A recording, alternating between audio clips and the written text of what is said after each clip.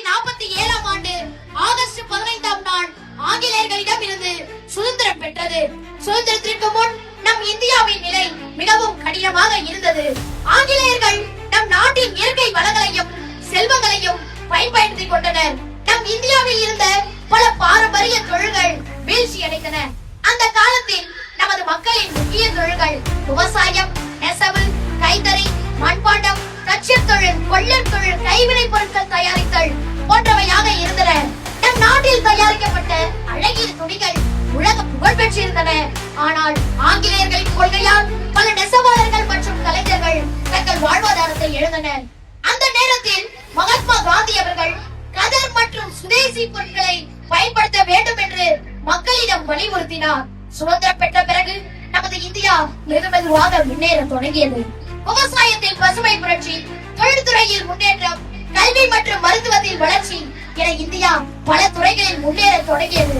இன்று நாம் இரும்பு மற்றும் ஏகு தொழில், துணிநூல் தொழில், வாகன தொழில், மருந்து தொழில், விண்வெளி தொழில், மின்னணு தொழில் என பல தொழில்களிலும் துறைகளிலும் உலக அளவில் வளர்ந்து வருகிறோம். ஒரு காலத்தில் வெளிநாடுகளின் பொருட்களை வாங்கிய நமது இந்தியா இன்று பல பொருட்களை உலக நாடுகளுக்கெல்லாம் ஏற்றுமதி செய்கிறது. இதுதான் சுதந்திர இந்தியாவின் சிறப்பு. விவசாயி உணவு தருகிறார், தொழிலாளி பொருட்களை உருவாக்குகிறார், விஞ்ஞானி நாட்டை முன்னேற்றுகிறார், இளைஞர்கள் நாட்டின் எதிர்காலத்தை உருவாக்குகிறார்கள். இதுதான் சுதந்திர இந்தியாவின் சிறப்பு. நாம் பெற்ற சுதந்திரம் வெறும் கொடியேற்றுவதற்காக அல்ல, நம் நாட்டை படிப்படியாக முன்னேற்றுவதற்காக.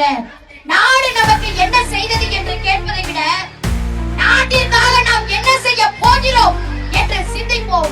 எனவே நாம் அனைவரும் நன்றாக படித்து நல்ல குடிமக்களாக வளர்ந்து நமக்குள் இருக்கும் திறமையை நாட்டின் வளர்ச்சிக்காக பயன்படுத்துவோம். சுதந்திரம் நமது உரிமை. இந்தியாவின் வளர்ச்சி நமது கையில் தான் இருக்கிறது.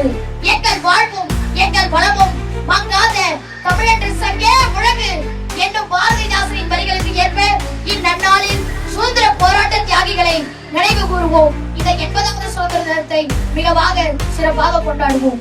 நன்றி, வணக்கம்.